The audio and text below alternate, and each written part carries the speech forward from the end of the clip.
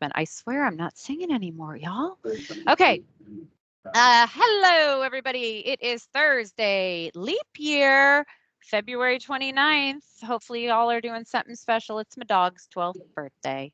I am Heather Cox, and this is MS Office Hours. I don't know if I said that already, but with me are my co-hosts. That's you, Vicky D, and you're on mute. I'm on mute, and this happens like maybe every leap year. Hello, my name is Victoria Dean. Hey everyone, I'm Garrett Chandler. And I'm Andrea Singrio. And we are super pumped to have Sam with us. Clearly, this is a topic of interest. We know that you folks are getting ready, trying to get ready for Copilot. So Sam, the floor is completely yours, and we're going to turn off our mics and cameras and have fun. Thank you very much, Heather. First and foremost, thank you so much for having me. I am very impressed with the turnout, so thank you all for your time to be here. I am Sam Buckhalter. I am one of the security specialists with the Microsoft Education team, and we're here to talk about Microsoft Purview and how it can help you prepare for Copilot. I'm going to take 1 minute for a shameless plug. Since I do come from the security role, I'm going to put in the chat window here a link to Microsoft Secure. So Microsoft Secure is an event that is coming up on March 13th. It's a free event. It's a 2-hour webinar and kind of in the theme of Copilot. This is where we are announcing and making a lot of updates on how AI is shaping the future of Microsoft security. So please join us, free registration, and again, very short time commitment. But with that, let's hop into the real reason we're here today. So generative AI, hot topic last year and a half or so. It's truly impressive. So ChatGPT, it took about 2 months for ChatGPT to hit 100 million users. That's unprecedented. If you look at historical things like smartphones took 16 years to hit 100 million users. The internet took 7 years to get that level of adoption. And then it got a little faster with Instagram and TikTok and adoption rates there. But it's truly impressive at the speed. ChatGPT, generative AI, the Copilots, how much impact they're having in the industry and are continuing to do so. With that, of course, are risks and things we need to be prepared for. So I like to take a step back and look at history a little bit. Some of the other Microsoft products you probably are familiar with are Delve and Microsoft Search. And when those went into production many, many years ago, there was a little bit of panic. It was things Microsoft added is a big value add, things that in some cases we turned on by default. And it was helping end users discover data and work within the system, find stuff in OneDrive, find stuff in their email, wherever. But it also brought to light a lot of data governance issues where it was certainly right in providing you information you had access to, but you probably shouldn't have had access to that in the first place. A lot of oversharing, a lot of controls that weren't properly implemented. And so those features, they weren't extra charges. They were just things added into a lot of the Microsoft SKUs and turned on as value add. And so people had that knee-jerk reaction of, okay, let's get this stuff turned off. We're terrified. We need to take a step back and do data governance. And 3-4 years or so went by and no one's done anything. So here we are again. We have all the Copilots, all of this AI, these amazing, wonderful tools that can effectively change the world. And we want to make sure we tackle similar problems and use the tools that we have that have developed over the years to make sure that you're in the best scenario going forward as you're enabling more advanced tool sets. Concern of visibility of what your data looks like and how it's going to be managed and integrated into AI, the controls that you have to leverage that. These are hot topics across the industry. And frankly, the statistics here, 43 and 35%, I think are probably a little low, and they might be relevant to the larger overall global industry. As we focus in education, I didn't have a poll prepared, but I bet if we did a poll, 80, 90+% of you are going to say, I'm concerned of all these things. This is a problem. We don't feel like we have a good control over our data. We don't feel like we have things locked down as well as we'd like to, and we want to be in a better place as we go forward to Copilot, or any AI. It doesn't have to be Copilot, of course, but we want to make sure you're protected from all AI endeavors. Regulatory compliance. That's one of the big things, is being prepared for future regulatory compliance. There's not a lot out now. Microsoft is really trying to position ourselves very well up front with responsible use of AI. And that's a key foundation of our systems and how we envision the future of AI. So those controls, those compliance regulations, they're going to be coming at some point in the future, whenever that happens, but definitely top of mind. So with Copilot, there's three primary data concerns around the usage of that. The first is data leakage. I'm an optimist. I prefer, or I choose to believe, that people aren't intentionally doing this. Of course, there might be scenarios where people are intentionally leaking data. You want to be prepared for all of it. More often than not, it's someone accidentally doing something or just not aware of what they're doing, and the impact of copying that sensitive data, whether it's social security numbers or credit card numbers, HIPAA data, whatever it is, and pasting that into a location that they shouldn't be, that maybe is not as protected as you would like sensitive data to be. So inadvertent data leakage is a key concern. Second is data oversharing. This kind of, to my earlier points with Delve and Microsoft Search in the past, oversharing is a big issue. It's funny, when you click that share to everyone button, it actually means everyone, and it doesn't just mean the people you want to consider everyone. In a school environment, that doesn't just mean it's sharing to faculty and staff. That means it's sharing to everyone in your tenant, and in most cases that includes students. So oversharing can be a concern there too. And then the third compliance concern is really around compliant and ethical usage of the tools itself. What kind of prompts are you giving AI? What kind of information are you seeking? Should you be seeking that? Are there risks there that are high risk associated to those prompts and gaining visibility into that? So with that, there's definitely a shared responsibility. So Copilot, for example, Microsoft takes a huge amount of responsibility. We're there to provide you a secure platform. We have the encryption in transit, at rest. We're ensuring that it adheres to regulations on the infrastructure side. We're ensuring that it abides by the permissions and ACLs you've set out to access certain data, so that if you don't have permissions to that data, you don't get it returned to you. On your side, there's the other part of that. So it's controlling who has access to AI, from where. Thank you, Garrett, for ACLs, access control list. But yeah, who has access to AI, from where? Do they need to be on a managed device? Have they used MFA to get into this system? What data are they accessing? Should they have access to it? Has this been overshared? Does it have sensitive data? And then having your users become accountable for the prompts and what they're searching for in Copilot or AI solutions, and making sure that aligns with your methodologies and policies as well. To do that, Microsoft Purview provides you a lot of tools. And Purview covers a large landscape. This is not just protecting Microsoft, not in the slightest. It can protect data in the Microsoft Cloud, in Azure. It could protect in AWS and GCP, in Box, Dropbox, Google Workspace, on-premises, in the cloud, doesn't really matter, structured and unstructured. The tools and Purview are really the center of that overall protection. It could be data loss prevention. I like to think of that as protecting your data in transit, whether it's an email being sent out, a file being shared, an action you're taking, a copy, a paste, a copy from your hard drive to your USB stick. All of that kind of falls under data loss prevention. There's information protection, kind of goes hand in hand with data loss prevention, but it sticks with the files you're operating with.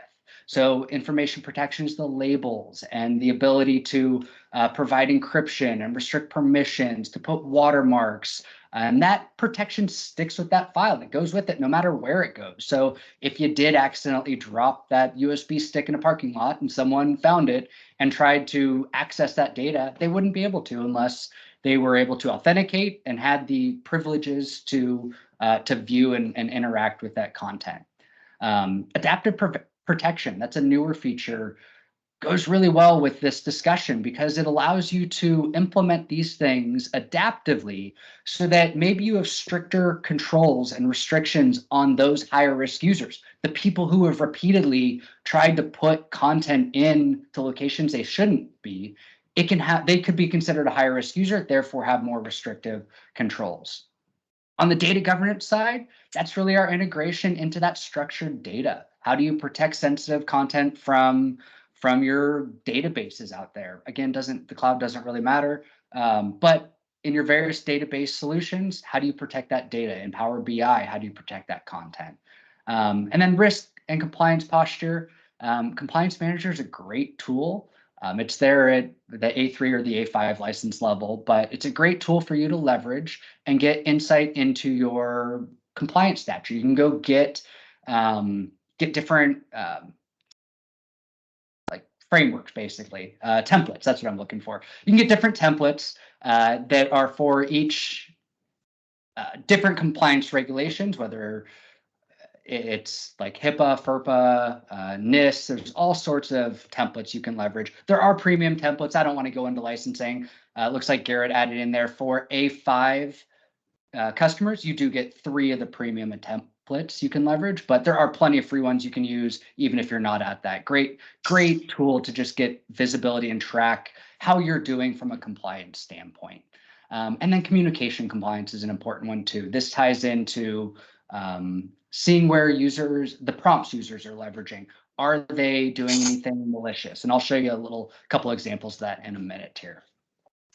So as we dive further into that data leakage scenario, there's a few ways Purview can help. First off is just that AI hub in Microsoft Purview, getting the visibility into what users are leveraging different various AI solutions and what are the prompts that might have sensitive data in them and getting insights and reporting on that. Endpoint DLP is going to be a key part of that solution in order to prevent that, to stop the action, whereas the AI hub is just giving you reports. You're also using that endpoint DLP again with that adaptive protection to say, okay, you have some legitimate business uses in this scenario, you're good to go. But if we're seeing a user copying sensitive data to locations it shouldn't reside multiple times, now their risk elevation has gone up. Now we're going to start blocking it. But in the normal day-to-day, we might not need to be that aggressive, just depending on the scenario.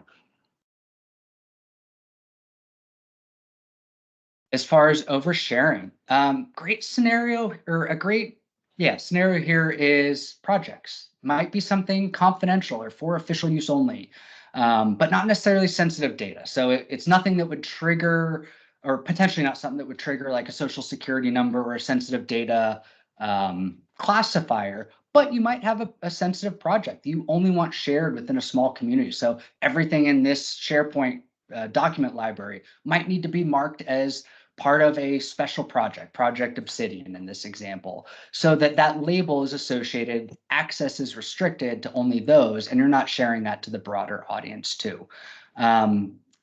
This also goes into general labels. So start thinking about labeling all of your content.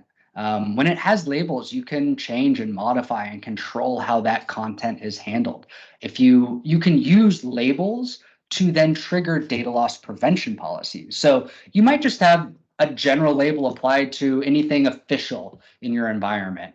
Doesn't have to encrypt, it doesn't even have to restrict or prevent anyone from taking any action with it, but it's been labeled. And you can then use that to say, okay, well, we've got this official content. We really don't want it going to X, Y, and Z location. So we're going to create a data loss prevention policy that says, no general data can go to those locations. We want to prevent that and make sure we have a boundary on that content. And then lastly, the non-compliant usage. Basically, what are the prompts people are using? Let's make sure people are being responsible with their AI usage. And that's where things like communication compliance come into play to help you gain insight. And I actually have a couple screenshots of this. After a couple more slides, I'm going to jump into a little bit of a demo. I wanted to show people the end user experience of a lot of this. This is the one I did just have to go back and rely on screenshots for today. But what we're looking at is communication compliance. So this is an example of a user, Adele, submitting a prompt to Copilot, basically asking, hey, what can I do that might, or what are the insights that might make our stock look weak? And so it's triggering on some of the trainable classifiers in communications compliance that are all around stock manipulation. And it's identifying that, it's targeted and flagged it as a concern, and it's taken action on it too, saying, okay, well, this is what Copilot's response was, is sorry, can't help you here, but you are getting that audit trail and log at the central perspective that this did occur. From there, you can actually see what happened next. So this is an e-discovery for that same incident.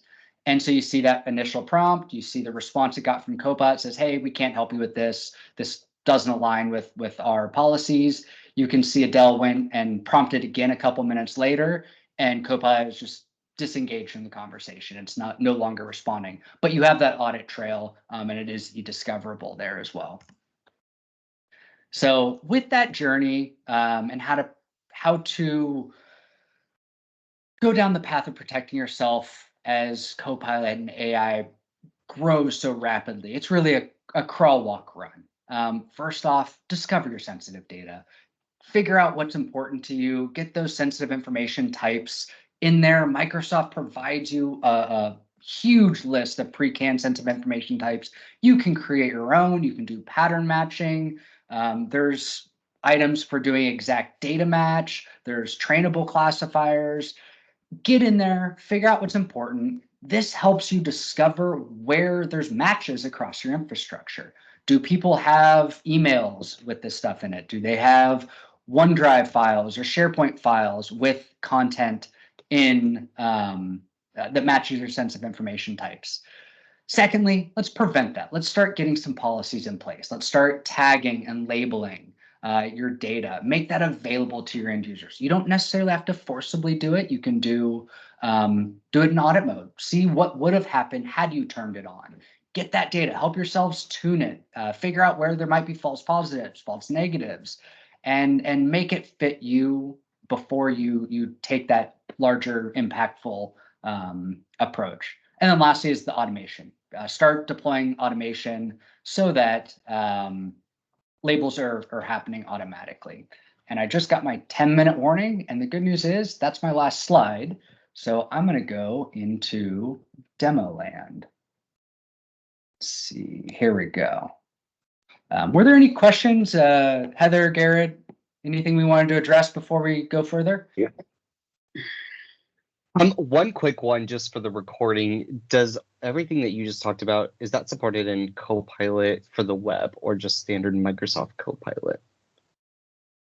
So are you talking about like for the normal Bing Copilot versus Copilot for?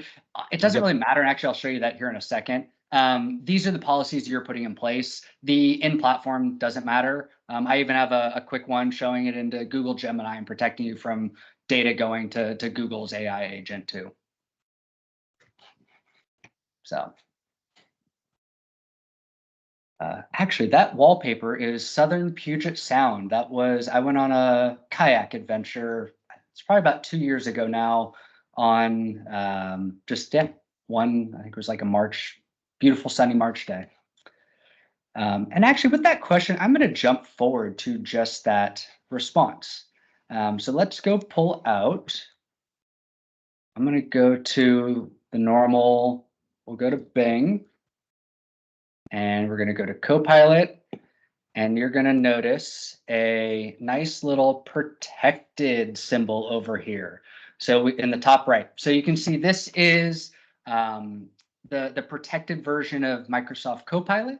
It's tied to your Entra ID account, and it is basically making sure that your data is not going to training any model. So you know your data, the session ends, it's cleared, it's not being used for any model training down the road. Now, I'm grabbing off screen because the policy's on the machine I'm showing you. I'm grabbing off screen just some sensitive data.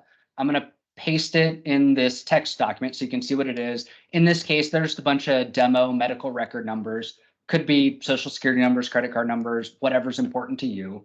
And I'm going to go over to the Microsoft Copilot. I'm going to paste that in. Actually, I should have done right click and paste. I did a Control V.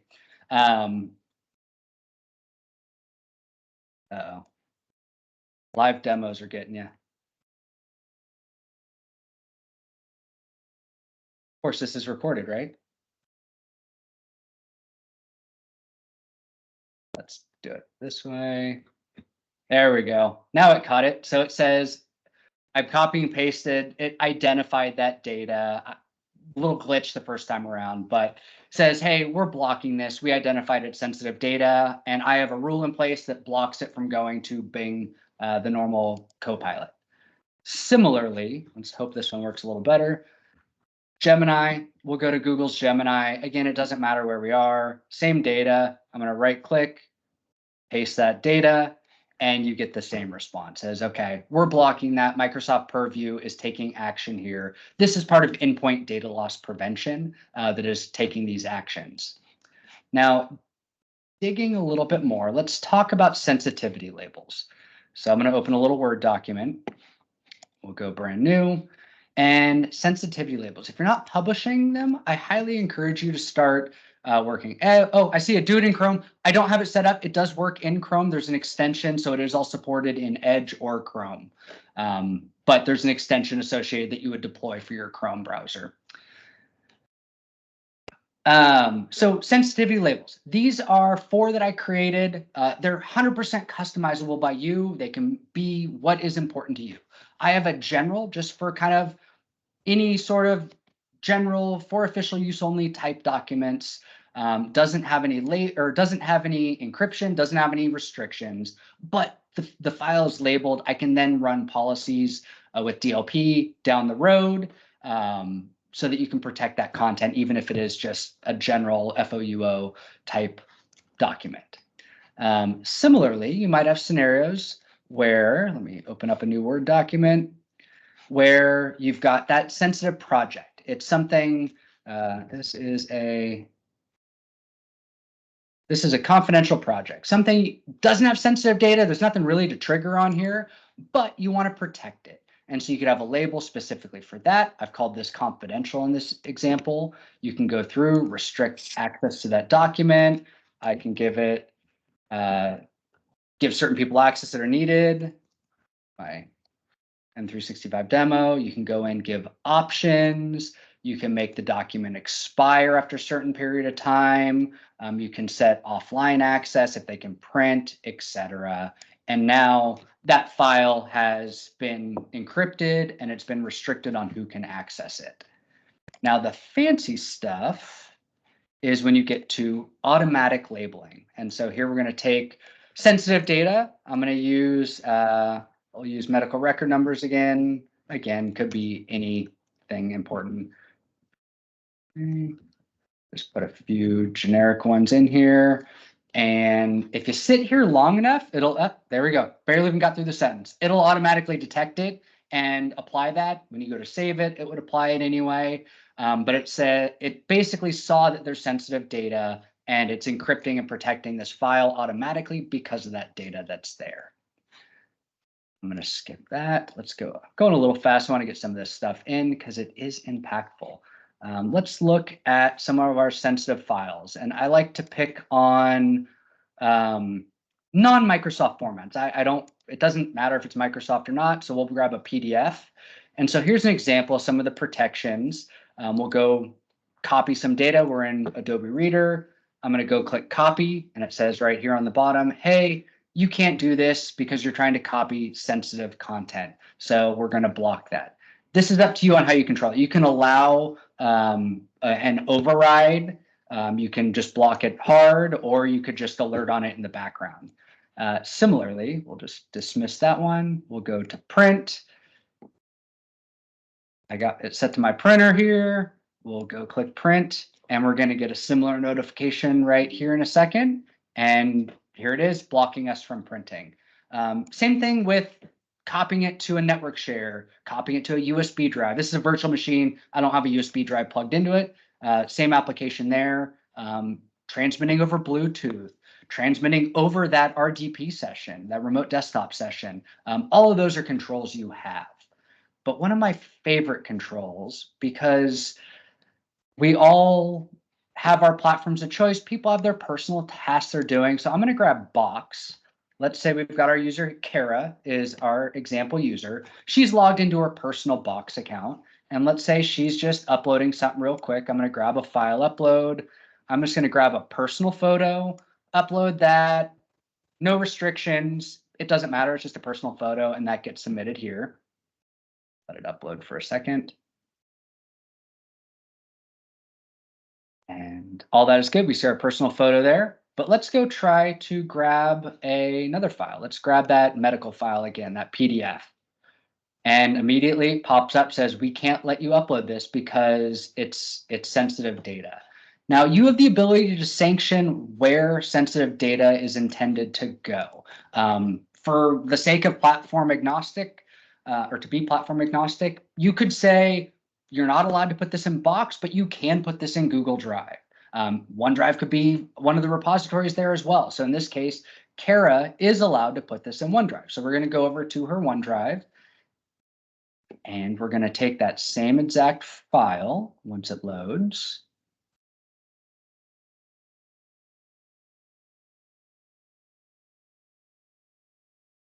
Once it loads,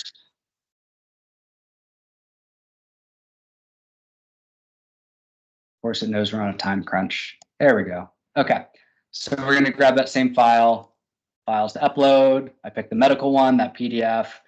I have sanctioned OneDrive in this case. And so now it's uploading and copying that file to its approved location. So that's the desired end result. One last thing to say, you can sanction and unsanction apps. So just for a simple example here, I've got two applications, very basic, the normal Notepad on the left, which is sanctioned, and then Notepad++ on the right, which is a blocked app. This could be Microsoft Office versus OpenOffice. It could be all sorts of different variations on where you want to allow the ability to manage sensitive data. So I'm going to grab a file that's sensitive in Notepad, and you can see it opens it just fine. And we'll go grab a file in Notepad++. It was that same one, the medical records text file, and we're blocked. We cannot open the sensitive file in Notepad++. But if I go back to something that's non-sensitive, has no problem. It opens it right up. So use that to your ability and be creative with it. But you have a lot of power. Endpoint DLP is one of my favorite features of Purview because there's so much you can do with it. But the whole stack together has a lot of power and gives you a lot of visibility in your data and helps you protect it regardless of where it lives, whether it's in Microsoft or some other cloud, or like I said, on premises, which is always a huge problem. But I believe I'm at time, so I will leave it at that. But I'm happy to stay on and answer questions and talk a little bit more if anyone else wants to. Wow, it was great to have you join us, Sam. That was fast. Gotta love those demo gods that make it super easy when we're demoing on a time crunch. But I know we're at time. Garrett, Victoria, anything to say before we wrap up and end our recording for today? And we'd love to hear if you'd love Sam to come back. Community, feel free to drop that in the chat. I don't mind asking Sam to come back again. Yeah, I used to work with Sam. So this was great to see. He's amazing. Definitely send this recording to everyone. Once we get this, I feel like, Sam, you addressed a lot of the questions that I'm hearing on a regular basis as we're meeting with different folks about M365 Copilot and what Purview can actually do to support going in that direction. So thank you very, very much for that. So yes, it looks like we've at least got 1 or 2 votes for Sam to come back. So we'll figure out what topics in particular you want him to come back. Marge said yes, so that's a mandate. You're coming back. Yeah, You didn't know Sam clear. Marge is president, so I think we can arrange that. Marge is president, so what she says goes. All right. Well, thank you all very much for joining. Oh, we do have one hand raised. We're 2 minutes over, so I don't know how, Sam, if you have time to take this I'm one good, last yeah. question. Okay, Peter, go ahead. I also did not notice we're over time. We're happy to see you come back and do something specific with teams and sensitive data, but well done. Look forward to that topic specifically. Thank you. It was part of it. We just ran out of time. Yep. Cool. Okay, part two. Apparently, I should have scheduled an hour. Yeah, well, we should have given you the whole time instead of figuring out everybody's horror stories about hall passes in the beginning. So, all right, y'all. It was All right, great last per thing usual. that I'm dropping in the chat really quickly, and I can add more to it, but for that Excel tips share out, there's the form to let us know if you're interested. Please fill that out if you'd like to share so the team can work to get you on in March. And I'll see everybody in April. Bye, y'all. Thank you again. Have a great Good afternoon. job, Sam. Thanks, everyone.